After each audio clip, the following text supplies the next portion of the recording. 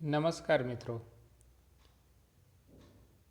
આપણે જે સિરીઝ ચાલુ છે ગુજરાત ગૌણ સેવા પસંદગી મંડળ દ્વારા સ્ટાફ નર્સની પરીક્ષા 2016માં લેવાયેલી એના પેપરનું સોલ્યુશન ભાગ 3 લઈ તમારી સમક્ષ હાજર છું.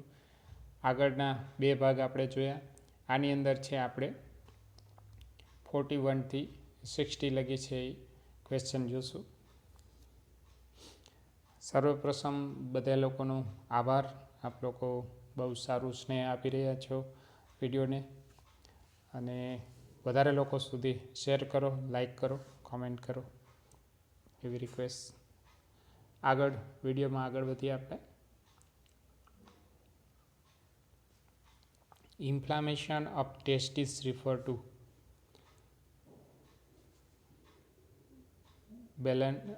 બેલાલાઇટિસ એપિસપેડિયાસ ઓર્ચાઇટિસ ઓર એપિડેમિટિસ. તો મિત્રો અહીંયા આપણે આન્સર છે સી છે, ઓર્ચાઇટિસ. તો orchitis means inflammation on the testis. પછી આપણે જોઈએ તો એપિડિડાયમાઇટિસ જે છે એ ઇન્ફ્લામેશન ઓફ ધી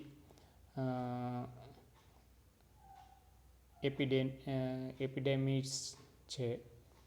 ખાસ કરીને આ એક ટ્યુબ છે, કોઇલ ટ્યુબ છે, એની અંદર સ્પર્મ વગેરે છે એ કેનાલમાંથી પાસ થતા હોય છે. એના માટેનું આ એક ટ્યુબ લાઇક સ્ટ્રક્ચર છે. પછી છે એપિસપેડિયસ. એપિસપેડિયસની અંદર એબનોર્મલ ઓપનિંગ જે હોય, ખાસ કરીને યુરેટસ જ્યાંથી યુરિન પાસ થવું જોઈએ એથી ન થાય ને એની અલગ એબનોર્મલ લોકેશનથી યુરિન પાસ થાય, અથવા યુરિન ઓપનિંગ યુરેથ્રલ ઓપનિંગ હોય, તેને આપણે એપિડાયમિસ કહેશું.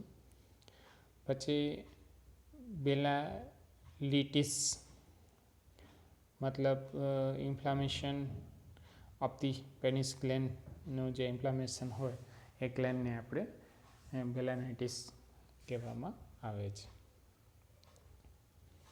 A drugs commonly used to dilate the pupil of the eyes is called miotic, mydriatic, cycloplegic, non-opaco. તો આન્સર અહીંયા છે માઇડ્રેટ્રિક.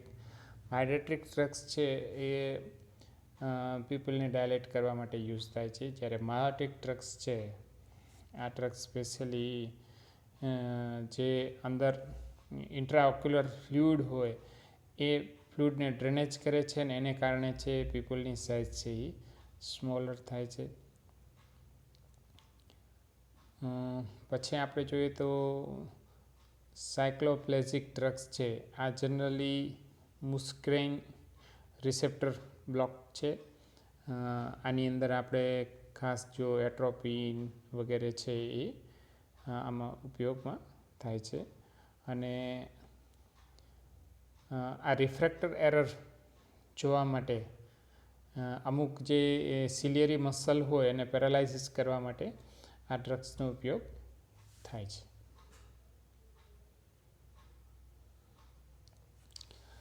Mr. Nitish, who is agreed to become an organ donor, is pronounced dead. What is the most important factor in the selecting a transplant reception? મતલબ કે mister Nitish છે એની organ transplant કરવા માટે એ હકારાત્મક છે અથવા હામી પાડેલી છે, હા પાડેલી છે, અને એને મૃત જાહેર કરેલો છે. તો રિસેપ્શનમાં શું જોશે કે જે આપ ટ્રાન્સપ્લાન્ટેશન કરી શકીએ? તો છે બ્લડ રિલેશનશિપ, બરાબર છે, કે એ એના કુટુંબનો જ હોવો જોઈએ. પછી સાઇઝ અને સેક્સ અને કમ્પિટિબલ બ્લડ એન્ડ ટીસ્યુ અને નીડ અથવા એની જરૂરિયાત. તો મિત્રો કોઈ પણ આપણે weather it is a blood or any organ, જો એ કમ્પેટિબલ ના હોય તો એ આપણે એને ટ્રાન્સપ્લાન્ટ કરી શકતા નથી, અથવા ટ્રાન્સપ્લાન્ટ કર્યા પછી પણ એનો એડવર્સ ઇફેક્ટ આવે. દાખલા તરીકે આપણે બ્લડ છે તો બ્લડ કમ્પેબિલિટી ટેસ્ટ કરીએ, સેમ બ્લડ જ આપણે આપીએ છીએ, બરાબર છે. તો એવી રીતના ટીસ્યુ છે એ કમ્પેટિબલ ન હોય તો એ એડવર્સ ઇફેક્ટ આવી શકે ને એને કારણે સક્સેસફુલ ન થાય. એટલે આપણે કોઈ પણનું પેલું ટ્રાન્સપ્લાન્ટેશન કરવું હોય ડોનર અને રિસેપ્શનનું, એનું કમ્પેબિલિટી ટીસ્યુ અને બ્લડ ટેસ્ટ કરવું પડે. A nurse is caring for an 18-year-old child after a tonsillectomy. The nurse would be most concerned if this of the following was observed. A heart rate is 88 beats per minute, 30 ml of dark brown secretion, expectoring bright red secretion or infrequent swallowing. તો આમાં 88 એટલે normal ગણાય, dark brown colour હોય એટલે પહેલાં secretion થયું એ બારે આવે એનો મતલબ એ થાય. અને જ્યારે બ્રાઇટ રેડ સિક્રેશન આવતું હોય, બરાબર, એટલે કે એ બ્લડ છે અને તાજું બ્લીડિંગ થતું હોય એવું દેખાય છે, અને that is concern for this patient. Tonsillectomy કરેલું છે તો ટોન્સિલેક્ટમી પછી જો બ્રાઇટ રેડ કલરનું આવે તો એ આર્ટેરિયલ બ્લડ છે અને this should be cause trouble to patient. તો it should be given attention. તો અહીં આન્સર છે C, expecting bright red secretion, એટલે કે ફ્રેશ બ્લડ આવે છે. A female client is receiving IV mannitol and assess a specific safe administration of said drugs. કોઈ પણ ડ્રગ્સ ચાલતી હોય તો એ સેફ ડ્રગ્સ છે એનું એસેસમેન્ટ કેવી રીતના કરશું? તો vital sign four hourly, urine output hourly, haematemesis અને level of consciousness. Haematemesis means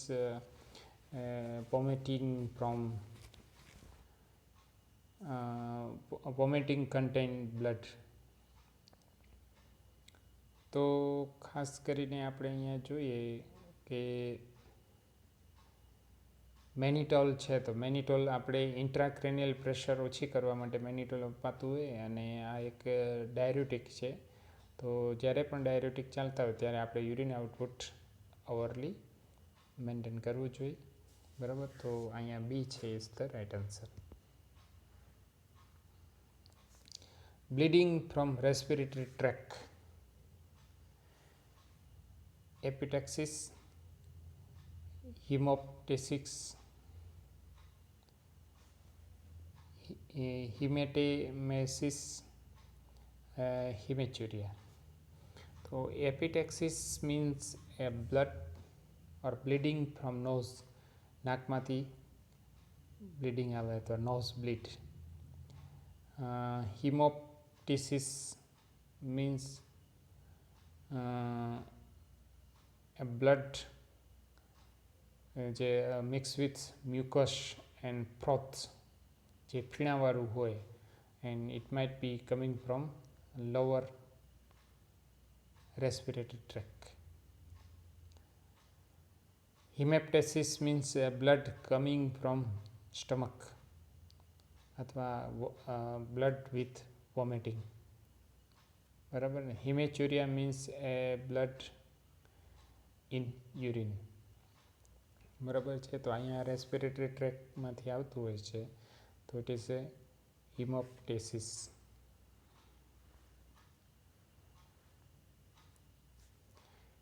A sudden redness of skin is known as flush cyanosis, jaundice કે પેલર. તો આન્સર છે ફ્લશ સાઇનોસિસની અંદર સ્કિન છે રેડ નથી થતી, બ્લુ થઈ જાય છે. જોન્ડિસની અંદર યલોઇશ કલરની પેલર થઈ જાય છે.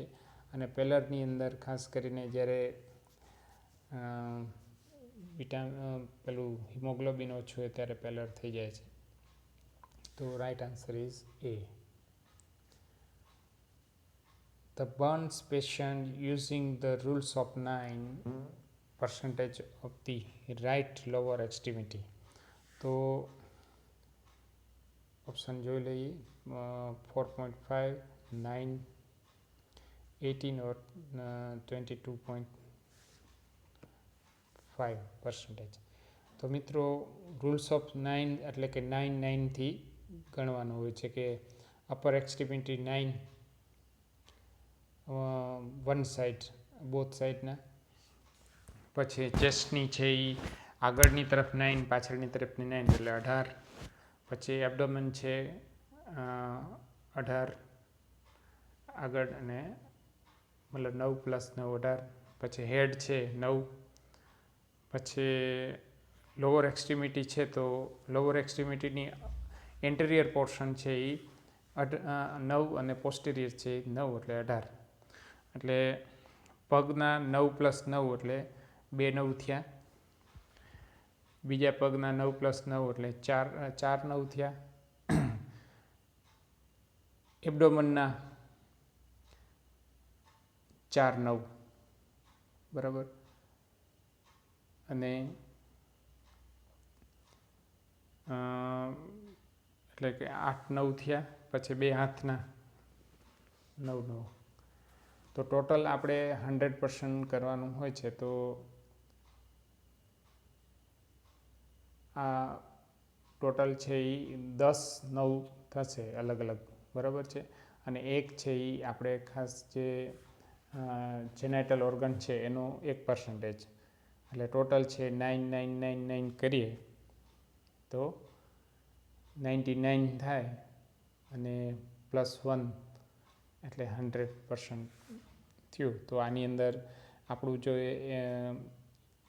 રાઈટ લોઅર એક્સ્ટ્રીમિટી છે એટલે કે રાઈટ સાઈડનો પગ, બરાબર, એટલે 9 + 9 18 થાય, બરાબર. તો right answer 18.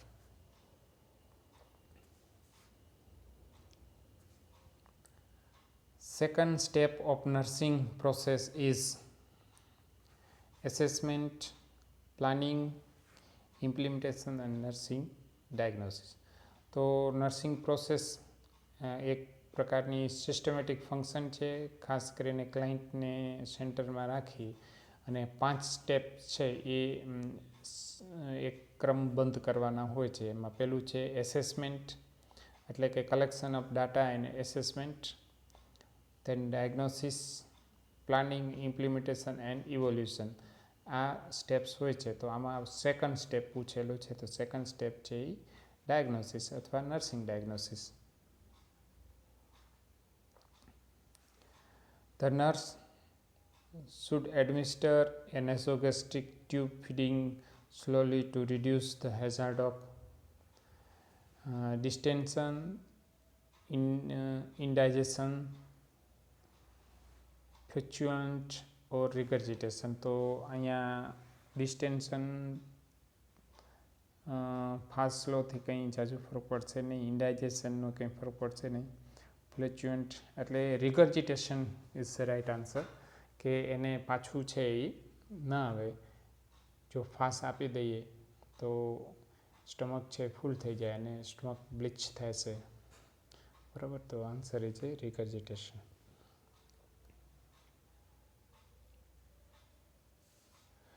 One of the major cause of cirrhosis of liver मतलब degenerative changes in liver cell, alcohol abuse, drugs abuse, smoking and anemia. તો મિત્રો અહીંયા આન્સર છે આલ્કોહોલ સ્મોકિંગ છે, આલ્કોહોલ એબ્યુઝ છે. આલ્કોહોલ એબ્યુઝને કારણે છે એ પેશન્ટને ખાસ કરીને આલ્કોહોલનો જે ડિટોક્સિકેશન અથવા મેટાબોલિઝમ છે એ લીવરની અંદર થતું હોય છે, અને કન્ટિન્યુ કોઈ પણ કન્ઝપ્શન આલ્કોહોલનું કરતો હોય લાંબા સમય 10-15 વર્ષે છે એ પેશન્ટને પછી ડિજનરેટિવ ચેન્જીસ આવે લીવરની અંદર.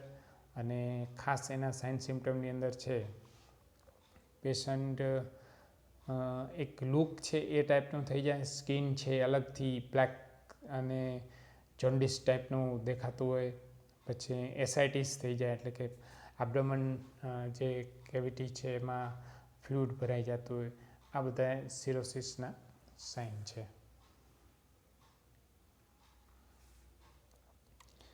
What is the emergency nursing intervention done when a patient with chest tube accidentally pull it out? Chest tube છે એ કોઈ એક્સિડન્ટલી છે પેશન્ટ ખેંચી કાઢે છે, બરાબર. ચેસ્ટ ટ્યુબની અંદર ડ્રેનેજ મૂકેલી હોય એ ડ્રેનેજ કાઢી નાખે છે, તો શું કરવાનું? તો physician should be inform the status, check the vital or apply an occlusive dressing over the area and reinsert the pulled out chest tube immediately after wiping the end with betadine or alcohol. તો આની અંદર ખાસ કરીને એ જોવાનું હોય કે જો તે ઓપન રહી જશે, બરાબર. મોસ્ટલી આ ડ્રેનેજ છે એ ક્લોઝ ડ્રેનેજ હોય છે, નેગેટિવ પ્રેશર ડ્રેનેજ હોય છે, અને ચેસ્ટમાંથી શકઆઉટ કરવા માટે કોઈ પણ જે ફ્લુઇડ કે હોય શકઆઉટ બ્લડ વગેરે શકઆઉટ કરવા માટે મુકાતી હોય છે.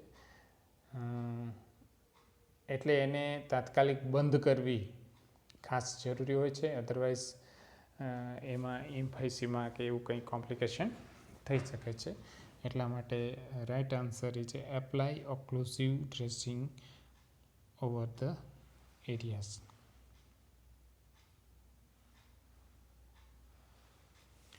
Bleeding gum is a feature of deficiency of which of the following vitamins? Bleeding gum means scurvy, and vitamin A, vitamin B12, vitamin C and D. So scurvy is caused by vitamin C and also called ascorbic acid. મિત્રો vitamins માટે next video છે, આ જે બી series પૂરી થશે એટલે વિટામિન્સના બધા ડિટેલિંગવાળું એક video આવી રહ્યો છે, ખાસ એને જોજો. એમાંથી ઘણા બધા ક્વેશ્ચન આવે છે, એટલે મારું એવું પ્લાનિંગ છે કે બધા વિટામિન્સનો છે એ એના others name, chemical name, sources, main sources અને ડેફિશિયન્સી ડિઝીઝ આખું છે વિડીયો મૂકવાનું છું. The કોમનેસ્ટ cause of blindness in India. ઇન્ડિયાની અંદર અંધત્વનું મુખ્ય કારણ શું છે? કેટરેક્ટ, ટ્રોમા, વિટામિન એ ડેફિશિયન્સી ઓર ટ્રકોમા. તો આપણા ભારતની અંદર મુખ્ય અંધત્વનું કારણ છે કેટરેક્ટ અથવા મોતિયો જેને કહીએ, બરાબર છે. મોતિયાને કારણે લગભગ 60% વધારે લોકો બ્લાઇન્ડનેસ થાય છે.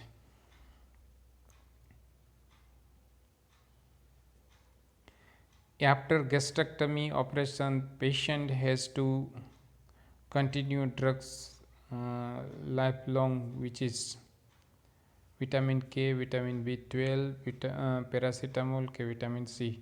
તો આની અંદર ખાસ કરીને વિટામિન્સ છે એ પ્રોપરલી એબ્સોર્બ ન થતા હોય ગેસ્ટ્રેક્ટમી થવાને કારણે, તો આમાં B12ની ખામી છે સર્જાઈ શકે છે, અને B12 લાંબા સમય સુધી લેવું પડે છે.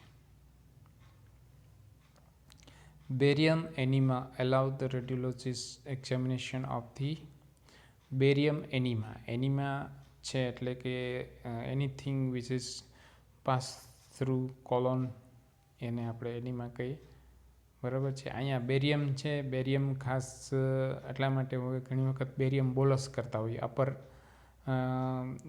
જીઆઈ ટ્રેકની વિઝ્યુલિટી માટે છે આપણે બેરિયમ બોલસ કરતા હોઈએ છીએ, અને કોલન માટે છે એ બેરિયમ એનેમાં કરતા હોઈએ. આ બેરિયમ છે એ રેડિયો અપેક છે, એટલે એ જ્યાં ચોંટી જશે, ચોંટી જવાને કારણે આપણે તે કંઈ પણ એબનોર્માલિટી જોઈ શકાશે. ઇસોફેગસ, કોલોન, ગમ્સ અને ઓરલ કેવિટી. તો ઇસોફેગસ જો આપણે બેરિયમ બોલસ કરીએ તો ઇસોફેગસ દેખાશે, બરાબર. પણ અહીંયા આપણે એનીમાં આપીએ છે તો કોલોન દેખાશે. Answer is colon.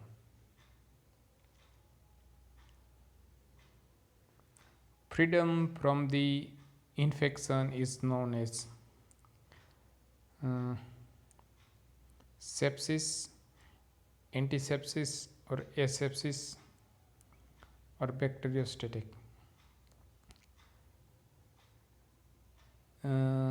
Sepsis means infection, asepsis means not infection. Commonly આપણે પેથોલોજી ઇન્ડિકેટ કરે છે કે individual free from sepsis is called asepsis. કોઈ પણ વ્યક્તિ છે સેપ્સિસ નથી તો આપણે એને એસેપ્સિસ કહીએ છીએ. એસેપ્સિસ મીન્સ ચેપ, ઇન્ફેક્શન. એસેપ્સિસ મીન્સ ફ્રીડમ ફ્રોમ ચેપ. બીજો છે બેક્ટેરિયોસ્ટેટિક. બેક્ટેરિયોસ્ટેટિક એ કેમિકલ્સ એન્ટિસેપ્ટિક હોઈ શકે, એન્ટિસેપ્ટિક ઓર કોઈ ડ્રગ્સ હોય કે that can inhibit the growth of bacteria but can not kill, બરાબર. એને બેક્ટેરિયોસ્ટેટિક કહેવાય. અને બેક્ટેરિયોસાઇડલ એટલે બેક્ટેરિયાને કિલ કરી શકે એવી મેડિસિન. તો અહીંયા આન્સર છે સેપ્સિસ છે, એસેપ્સિસ છે. An obstruction of the tracheostomy tube if indicated by patient. Expulsion of inner tube, અંદરની ટ્યુબ નીકળી જવી, noisy breathing in cyanosis, unconsciousness and none of above. તો અહીંયા ઓબ્સ્ટ્રક્શન જો સ્ટેકોસ્ટોમી થતી હોય એટલે પેશન્ટ છે એ બ્રિધિંગ માટે વલખા મારતું એટલે નોઇસી બ્રિધિંગ થાય, અને પ્રોપર બ્રિધિંગ ન થવાને કારણે છે ઓક્સિજનની લેક ઓફ ઓક્સિજનને કારણે સાઇનોસિસ થાય એટલે બ્લુઇશ થઈ જાય. તો આન્સર છે એ બી છે. Koplik spots is seen in measles, mumps, diphtheria કે ચિકન પોક્સ. અહીંયા સોરી કે પેલું એલિમિનેશન પ્રોબ્લેમને કારણે છે એ બધું એકારે સ્ક્રીન ઉપર આવી ગયું છે. તો આન્સર છે એ મિઝલ્સ છે. આ કોકલી સ્પોટ્સ છે એ લગભગ 5-6 વખત પૂછાયેલું છે, એટલે કોકલી સ્પોટ્સ ખાસ યાદ રાખજો. મિઝલ્સની અંદર કોકલી સ્પોટ્સ હોય છે, અને બીજું કોકલી સ્પોટ છે એ રૂબિયોલામાં હોય છે. તો રૂબિયોલા અને મિઝલ્સ બે એક જ છે. આપણે હમણાં જ આરએમસી એટલે કે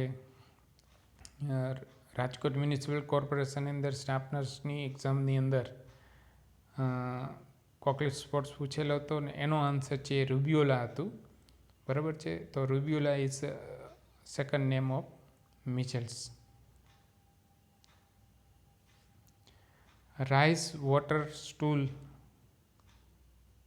આર સીન ઇન, એટલે કે રાઈસના દાણા જેવો વોટરી સ્ટૂલ છે એ કેમાં જોવા મળે છે? તો કોલેરા, ડાયરિયા, ડિસેન્ટ્રી અને કોન્સ્ટિપેશન. તો આન્સર ઇઝ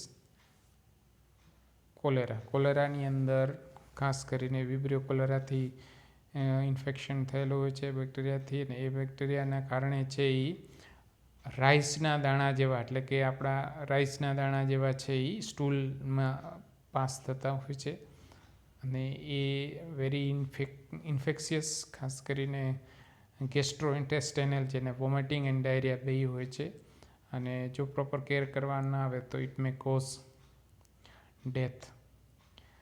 તો મિત્રો વિડીયોને ખાસ જોતા રહેજો, શેર કરતા રહેજો, લાઈક કરજો અને કોમેન્ટ જેવું લાગે તો કોમેન્ટ પણ કરજો. બરાબર છે. ફરી પાછો નવા વિડીયો સાથે મળશું. ત્યાં લગી રજા લઈએ. જય હિન્દ.